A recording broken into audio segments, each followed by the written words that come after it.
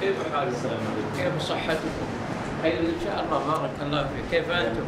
كيف التدريس؟ الحمد لله. والطلاب ان شاء الله؟ الحمد لله. شكر الله وسددك يا رب. نسال الله الاعانه دائما.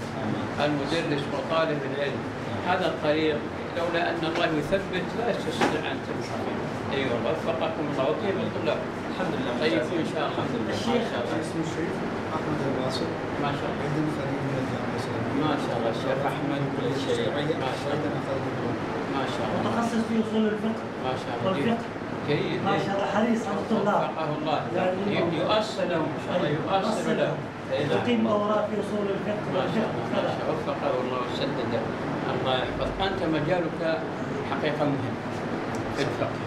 يعني تعرف الناس في هذه البلاد الطلاب يحتاجون توجيه، يعني خاصه في المسائل الفروع التي يختلف فيها العلماء، التي فيها كل لهم دليل في ذلك دليل قوي.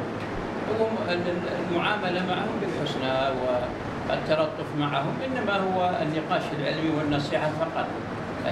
هذا هو السبب الذي اخترته كلية الشريعة. أولا كنت في كلية الدعوة، درست هناك مستوى في كلية الدعوة، ثم فكرت قلت لو درست كلية الدعوة هنا وذهبت إلى باكستان فالناس يحتاجون إلى فقه وأصول الفقه، فأفضل أنتقل إلى كلية الشريعة. ثم انتقلت حولت إلى كلية الشريعة، فالحمد لله يعني كانت خطوة يعني حتى الناس لا يفهموا أننا دعوتنا عدائية عليه. نعم.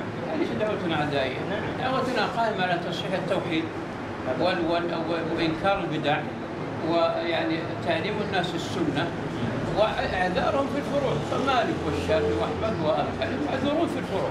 نعم. لكنه هناك الناس اختلفت كثيرا. نعم. كلهم أئمتنا. نعم، اختلفوا عن أئمتهم، لا في العقيدة ولا في الفروع.